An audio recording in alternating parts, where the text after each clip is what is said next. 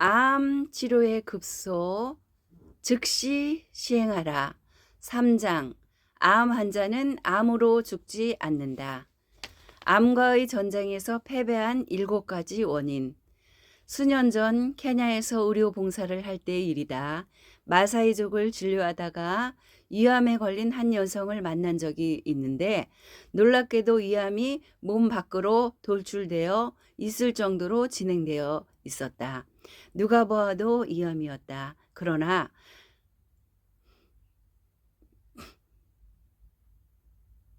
얼마나 됐는지 물었더니 20년이 되었다고 했다. 그리고 나서 얼마 후 그쪽으로 일하시는 분을 만나 그 여성이 아직도 살아있는지 이야기를 듣게 되었다. 20년 동안 암을 갖고 있으면서도 살아있다는 사실이 믿기지 않았다. 나는 이 경험을 통해 중요한 교훈을 얻었다. 그 여성은 그것이 암이라는 사실을 몰랐기 때문에 살아있을 수 있었던 것이다. 여기에 우리가 주목할 만한 아주 중요한 시사점이 있다. 그 여성에게 암은 별 의미가 없다. 설명을 해주어도 암이 무엇인지 모르니 암에 대해 공포 따위를 느낄리 만무하다. 암세포가 1kg 약 1조 개가 될 때까지 살아있는 사람은 거의 없다. 인체의 조직 중에서 정상 조직이 60kg이고 암이 1kg인 경우에도 정상 조직이 암세포를 당해내지 못한다. 60대의 1 싸움인데 왜 이기지 못하는 것일까? 그 이유는 암 환자가 공포와 절망과 자포자기 등의 부정적인 감정에 휩싸여서 싸워보기도 전에 이미 죽어있기 때문이다. 암 환자는 왜 인생을 포기하고 암에게 몸을 내어줄까? 7가지 원인이 있다. 첫 번째 원인은 자포자기의 절망감이다. 두 번째는 무지이다. 암에 대해 잘못 몰라서 죽는 것이다. 그러나 알면 살 수 있다. 세 번째는 면역력 저하이다. 그래서 암 환자들은 암으로 죽는 것이 아니라 감염으로 많이 죽는다. 면역력이 떨어지니 폐렴과 폐혈증과 같은 염증으로 많이 죽는다. 면역력이 떨어지면 폐렴과 폐혈증이 같은 감염성 염증 질환에 취약해지기 때문이다. 암이 직접적인 사인이 아니라 바이러스나 세균 등에 감염되어 사망에 이를 수 있는 것이다. 네 번째는 상실감이다. 다섯 번째는 영양실조이다. 여섯 번째는 스트레스와 압박감이다. 극심한 스트레스와 마음속에 남아있는 상한 감정을 응어리는 해결되지 않고 방치되면 암 발생의 원인이 될 뿐 아니라 치유를 방해하는 주된 요인이 되기도 한다. 7번째는 삶에 대해 아무 의미를 느끼지 못하는 허무함이다. 사람은 자신이 당하는 고통에서 의미를 찾을 수 있다면 이겨낼 수 있는 힘을 얻는다. 이 7가지가 암 환자들이 암과의 전쟁에서 패배하는 주된 원인이다. 우리는 암에 걸렸다는 말을 듣는 순간 암 자체의 세력보다 스스로 먼저 죽었다고 생각하는 좌절감에 사로잡힌다. 이것이 문제이다. 그래서 최일봉 박사가 쓴 암 환자는 암으로 죽지 않는다에 공감한다. 나는 만난 암 환자들 중에서도 암이 직접적인 사망 원인이 되기보다 암으로부터 파생된 다른 복합적인 요인들이 원인이 되어 사망에 이르는 경우를 많이 보았다. 암 환자는 자포자기와 자기 비하 때문에 죽는다. 한 후배가 장인이 암과 투병했던 이야기를 들려준 적이 있다. 대장암 말기 환자였던 장인이 대장암 수술을 받았는데 가족과 의료진의 철통 보안으로 환자는 자신의 상태가 초기 대장암이라고 철석같이 믿었고 수술도 성공할 것이라고 확신했다고 한다. 이후 환자는 급속도로 회복되었고 정상적으로 출근도 하면서 자신의 건재함을 과시하는 수준까지 이르게 되었다. 누가 봐도 정상인이었다고 한다. 그러나 어느 날 우연한 기회에 자신이 말기암 환자였다는 사실을 알게 되었는데 그날로 쓰러져서 병원에 입원했고 입원한 지 사흘 만에 세상을 떠났다고 한다. 인간의 신념과 태도가 얼마나 중요한지 깨닫게 해주는 시간이다. 나는 이 이야기를 듣고 암에 대한 태도가 암 자체보다 중요할 수 있다는 새로운 시각에 눈을 떴다. 암은 사람을 끊임없이 불안하게 만들어 암세포가 공격하기 전에 스스로 자신의 면역 체계를 무너뜨리게 한다. 갈등이 깊고 갈수록 우리 몸의 면역 체계는 힘을 잃고 암이라는 강력한 적 앞에 허점을 그대로 노출하고 만다. 이는 암과의 기싸움에서 완패해 적과 싸워 보기도 전에 작폭하는 격이다. 암과의 기싸움은 우울하고 위축된 마음에서 얼마나 빨리 벗어나 긍정적인 태도를 되찾을 수 있느냐에 따라 상당 부분 판가름이 난다. 사람들은 일단 암에 걸리면 죽는다고 알고 있지만 실제로 암에 걸렸다고 해도 살아남을 확률은 50%가 넘는다. 우리나라의 경우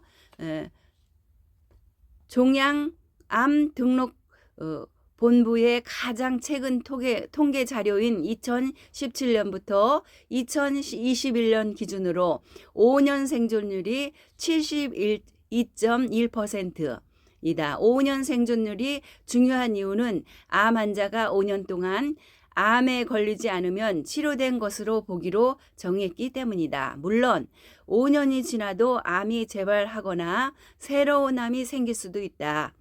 이와 동일한 자료에서 갑상선 암의 5년 생존율은 무려 100대 1%다. 그래서 갑상선 암에 걸린 것으로 진단되면 나는 축하합니다라고 말한다. 그 많은 암 가운데에서 가장 약한 암에 걸렸기 때문이다. 유방암도 생존율이 93.8%나 된다. 물론 10년 생존율로 계산하면 생존 가능성이 조금 떨어지긴 한다. 두 가지 암의 생존율이 높은 이유는 진단하기가 수월하기 때문이다. 쉽게 보이고 만져져서 초기에 발견되는 경우가 많기 때문이다. 결론적으로 말하면 암에 걸렸다고 해도 죽을 가능성보다 완치될 가능성이 높다. 국내 암 환자 5년 생존율. 최근 5년간 2017년에서 2021년 발생한 암 환자는 5년 상대 생존율은 72.1%로 10명 중 7명 이상은 5년 이상을 생존하는 것으로 추정되었다. 2001년도에서 2005년 대비 17.9%, 2006년도에서 2010년 대비 6.6%로 증가함. 남녀별 5년 생존율은 여자 78.2%가 남자 66.1%보다 높았는데 이는 생존율이 높은 갑상선암, 유방암이 남성보다 여성에게 발병률이 높기 때문인 것으로 추정된다. 암 종별 최근 생존율을 살펴보면 남녀 전체에서 갑상선암 100.1%, 전립선암 96.0%, 유방암 93.8% 높은 생존율을 보였고 간암은 39.3%, 폐암은 38.5%, 담낭 및 기타, 담도암은 28.9%, 취장암은 15.9% 상대적으로 낮은 생존율을 보였다. 제1기 암 정복 10개년 계획 시행 이전인 1993년부터 1995년과 비교했을 때 대부분 암종에서 5년 생존율이 증가했으며 특히 전립선암 36.9%피, 위암 34.0%피, 간암 27.5%비의 5년 생존율이 크게 향상되었다. 약 10년 2006년부터 2010년 대비 생존율이 10% 가량 상승한 암종은 폐암 38.5%, 18.2% 증가, 간암 39.3%, 11.0% 증가, 위암 77.9%, 9.5% 증가이었다. 암 환자는 면역력 저하로 죽는다. 모든 사람은 잠재적인 암 환자이다. 다만 인체의 면역력 때문에 암이 자리 잡지 않는 것이다. 면역력이 암보다 강하면 암은 잠재되어 있고 암이 면역력보다 강하면 암은 성장한다. 나는 무기력한 상태에 있는 환자에게 스스로 깨우라고 권한다. 몸을 활성화시켜 잠자고 있는 면역 기능의 스위치를 켜라고 강력하게 권한다. 치유의 최종 목표는 환자 스스로 자기 몸을 자극해서 면역력을 높여 자신이 우회에 설 수 있도록 하는 것이기 때문이다. 우리 몸에는 갑작스럽게 유전자가 손상되어 이상세포가 출현함으로써 세포 증가와 정상적으로 조절되지 않는 일이 발생한다. 세포의 분열과 성장이 적정선에서 멈추지 않고 변형 단백질로 인해 무제한으로 계속 제멋대로 증식하게 되는 것이다. 이것이 바로 암의 정체이다.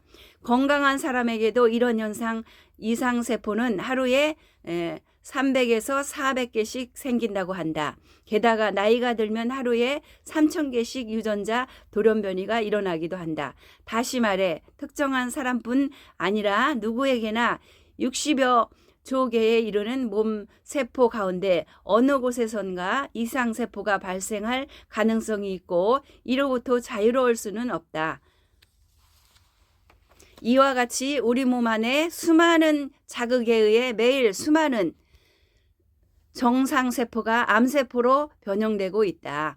문제는 우리 몸의 면역 기능이다. 면역 기능이 정상적으로 작동하면 신체 내에서 생성되는 암세포를 1천만 개까지 파괴할 수 있지만 우리 몸의 저항력이 무너지면 암세포를 파괴하지 못하게 되어 암이 발생한다. 암 환자는 영양실조로 죽는다. 암 예방식과 암 치료식은 엄밀히 말해 같은 개념이라고 할 수 있다.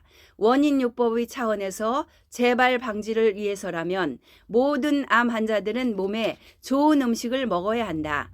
다만 암 환자의 특수한 상황, 즉 과도한 체력 저하나 영양실조 상태를 고려할 때에 전혀 다른 접근을 할 필요가 있다. 수술이나 항암 치료 후 의사들이 아무거나 잘 먹으면 된다는 식으로 말하는 것도 문제고, 식욕이 없는 장기 투병자나 말기암 환자에게 무조건 자연식을 하라고 말하는 것도 문제이다. 그래서 환자들을 좋아하는 음식과 몸에 좋은 음식 사이에서 갈등을 겪게 된다. 나는 잘 먹어야 이긴다는 쪽에 손을 들고 싶다. 암이 더 커질 가능성이 있다고 하더라도 잘 먹어 두어야 힘이 나고 암을 이길 수 있다고 본다. 그런 의미에서 나는 특정한 음식이 몸에 좋다는 것이 아니라 다양한 음식을 골고루 먹는 밸런스 시기를 권유한다. 약이든 음식이든 우리 몸속으로 들어간 것은 몸에 생화학적인 반응을 일으킨다. 보통 암 발생의 30에서 40% 정도는 우리가 매일 무엇을 먹느냐에 관계가 있다고 한다. 식습관이 암 발생에 기여하는 정도를 60%까지 보는 학자도 있다. 우리 몸속에서 매일 새로 생겨나는 암이라는 이상세포는 수백 개인데 균형 잡힌 식습관은 이 이상 세포를 제거하는 면역 세포의 활성화를 왕성하게 한다. 그러므로 바른 식습관은 매일 부작용 없는 항암제를 먹는 것과 마찬가지이다. 바른 식습관과 함께 좋은 공기, 좋은 물을 충분히 섭취한 것이 내가 암을 이겨낸 비결이다. 고 박사님의 암 투병 고백을 통해 알 수 있듯이 암 환자는 잘 먹는 것이 중요하다. 고 박사님은 잘 먹는다는 것은 골고루 먹는다는 것으로 정의하고 있다. 암을 치료하는 의사들 가운데 일부는 종종 홍삼을 먹지 말라고 강하게 주장한다. 홍삼이 암을 키운다는 것이다. 모든 음식은 암세포와 정상세포에게 영양을 공급한다. 그러나 홍삼의 사포닌은 강력한 항암 효과, 암 성장 억제 효과, 암 전이 억제 효과를 가지고 있다. 이미 관련된 논문만 해도 수백 편이 나와 있다. 홍삼을 많이 먹을수록 몸의 면역 기능을 향상시켜 암을 제압할 수 있는 기능성을 높인다는 사실을 고려하면 암 환자에게 홍삼을 금하는 것은 무지의 소치라고 할 수밖에 없다. 암 환자는 무의미한 삶에 대한 고통으로 죽는다. 경이의 감정을 갖는 치유 효과. 의과대학 3학년 때의 일이다. 서울대학에서 실습을 하던 중 알게 된 한 여성 환자가 있었다. 그녀는 유방암이 재발되어 입원했는데 뼈에 암이 전이되어 매우 힘든 상황에서 투병하고 있었다. 그런데 특이하게도 아무리 아파도 찬송가만 들으면 통증이 사라진다고 하는 것이다. 그 환자를 보면서 나는 초월적인 존재를 향해 인간이 갖는 경이로운 감정, 에는 통증을 사라지게 하는 효과가 있다는 새로운 사실을 깨달았다. 더 놀라운 사실이 있다. 결국 뼈와 뼈 등 전신의 암이 전이되어 죽음을 앞두고 있을 만큼 도저히 희망이 없던 상황에서 그녀는 초월적인 존재를 깊이 체험하게 되었고 순식간에 모든 암세포가 사라지는 기적이 일어난 것이다. 현대의학의 메카라고 하는 서울대 병원에서 일어난 전설적인 사건이다. 그 이후 그녀는 암병동을 찾아다니며 환자들을 위해 기도하고 상담을 하는 등 봉사활동을 했다. 초월적인 존재와의 영적인 교감은 경이의 감정을 느끼는 영적 세계를 이끌고 스트레스나 불안이 없는 평강, 환희, 깨달음을 체험하게 한다. 내면의 목소리에 귀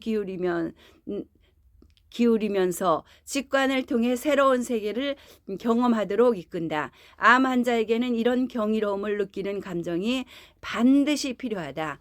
정의의 감정은 경의의 감정을 경험할수록 인생의 새로운 의미를 깨닫게 되고 암에 대한 집착에서 빨리 벗어날 수 있다. 고통 가운데 있으면서 가치 있는 삶을 꿈꾸며 여유를 잃지 않게 된다. 현대의학에서는 포기했지만 기적적으로 완치에 이른 환자들을 종종 볼 수 있다. 물론 현대의학의 고통스러운 치료 과정만을 통과하고도 완치에 이른 사람들도 있다. 하지만 완치를 경험한 대부분의 암 환자들은 자연식 위주의 식이요법을 하고 현대의학과 더불어 보완 대체 의학의 다양한 방법을 활용하는 총체적 치료를 시도한 사람들이었다.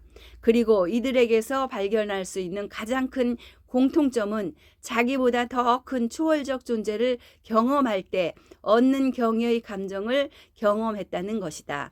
암 환자는 암이라는 무서운 질병이 주는 고통과 맞서 싸우면서 절망감에 사로잡혀 무기력과 우울의 늪으로 쉽게 빠져든다.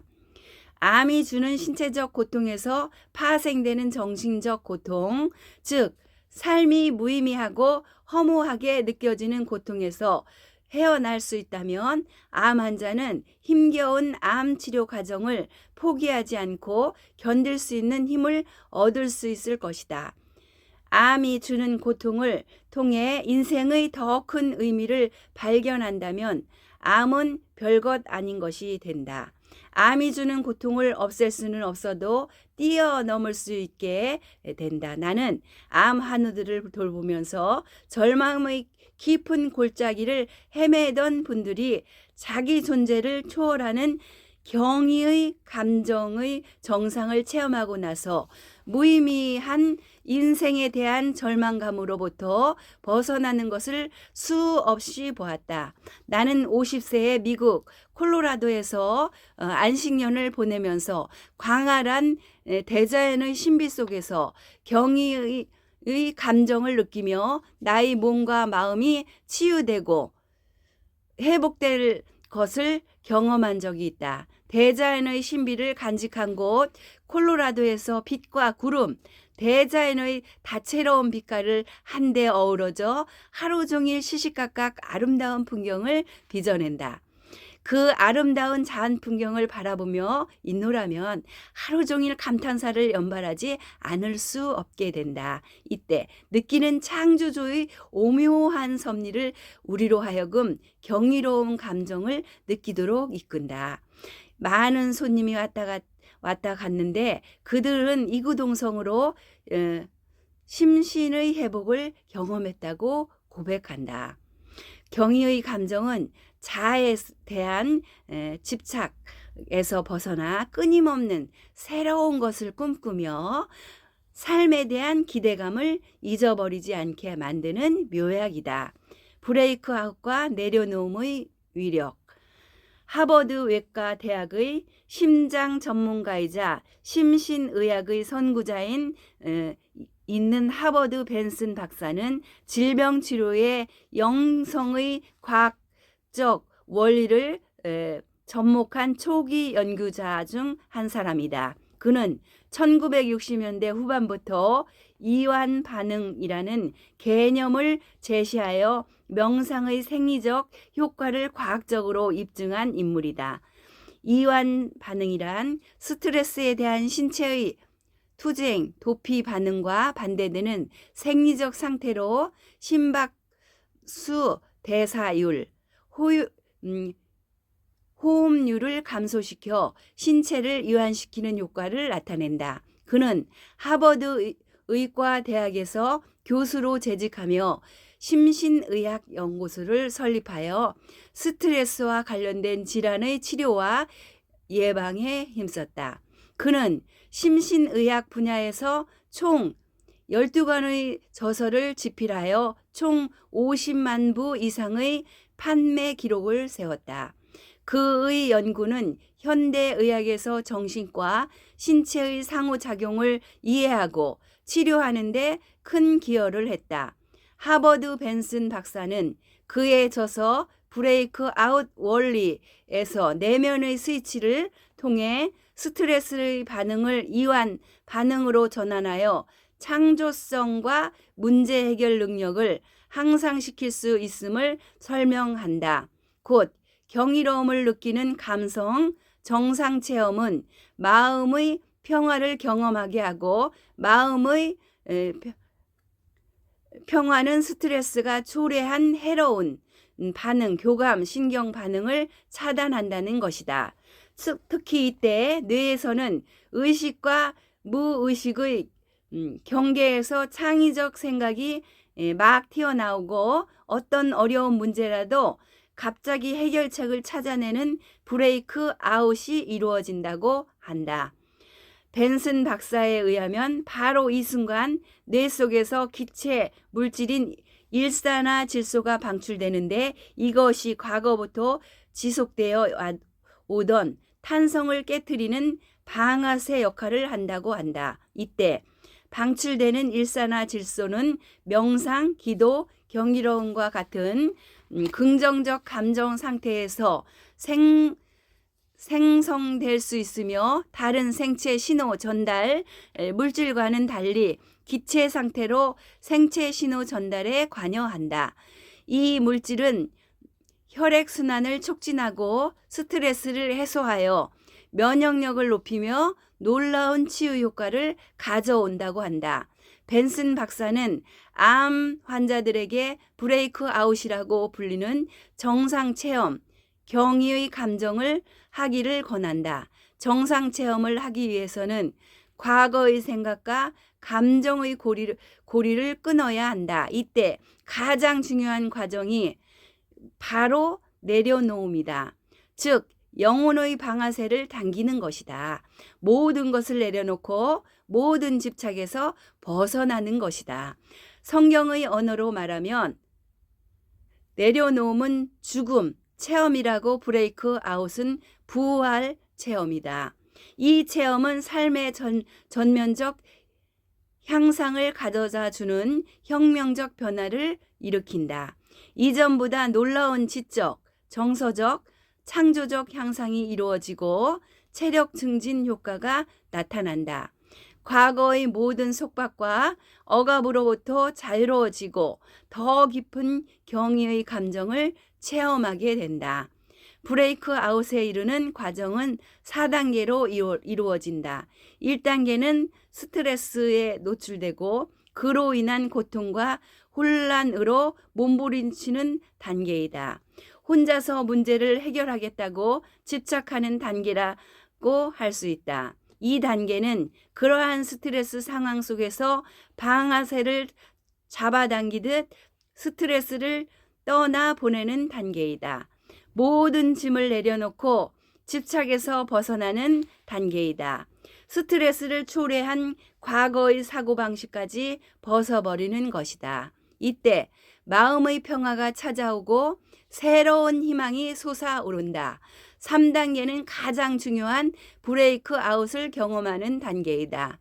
이 단계에서 강력하고 초월적인 존재와의 조율을 통해 경의의 감정을 느끼고 몸과 마음의 깊은 치유가 일어난다. 일반적으로 3단계에서 자기 정체성의 재인식, 창조성 향상, 생산성 향상, 운동 능력 향상, 생동감, 초월성 등을 경험하게 된다. 4단계는 삶의 질이 모든 면에서 향상되고 완전히 새로워지는 혁명적 변화가 일어나는 단계이다. 이 단계에서는 일상생활 속에서 스트레스는 여전히 존재하지만 암 환자가 이를 이기고 능히 극복할 수 있는 새로운 자아가 형성되어 스트레스를 아주 사소한 문제로 취급하게 된다. 브레이크 아웃의 원리 1단계 갈등 해소, 2단계 내려놓음, 방아쇠, 3단계 정상체험, 브레이크 아웃, 4단계 새로운 삶, 질적 향상. 죽음을 수용하고 집착을 내려놓은 것이 치유의 전환점. 암을 극복하는 사람들은 공통적으로 사는 것에 대한 애착을 내려놓고 한 발짝 물러나는 여유 있는 마음의 태도를 갖고 있다. 죽음까지도 수용할 만큼 마음이 넉넉해지면 죽음이 아무것도 아닌 반전이 일어난다. 죽음을 수용하지 못하고 사는 것에 집착할수록 마음이 초조해져서 불안감이 증폭되고 점점 더 나아져서 암과의 사투에서 패배하게 된다. 30대의 젊은 나이에 쌍용그룹의 최연소 이사가 되어 가도를 달리던 사람을 암 환자로 만난 적이 있다. 그는 간암에 걸려 나를 찾아왔는데 첫 인상이 아주 강했다. 그는 자신이 암에 걸렸다는 사실을 인정하지 않았다. 그동안 많은 것을 성취하고 사람들에게 인정받으며 사는 것에 익숙했기 때문에 암이라는 질병으로 연약해진 자신의 모습을 수용하는 것을 힘들어했다. 이런 상황에서 암세포가 더 잘 자라게 된다. 진단해 보면 치료를 받으면서 관리를 하면 충분히 3년에서 5년은 더 살 수 있는 몸 상태였는데 단 1개월 만에 세상을 뜨고 말았다. 암 환자는 자신이 처한 상황을 인정하고 죽음을 수용하여 마음을 느긋하게 가지는 것이 아주 중요하다. 다른 무엇보다도 초월적 존재와의 만남을 통해 나는 왜 이 땅에 왔는가라는 원초적인 질문에 답을 얻고 자기 정체성을 확인하고 사명감을 회복하는 과정이 필요하다. 암이라는 질병은 죽음에 대한 공포에서 벗어나는 역전을 경험할 수 있는 기회이기도 하다. 죽음에 대한 공포를 회피하려고 하기보다 오히려 직면하고 수용하는 태도를 가질 때 삶에 대한 집착을 내려놓고 죽음이 주는 공포로부터 해방되는 자유를 경험할 수 있기 때문이다.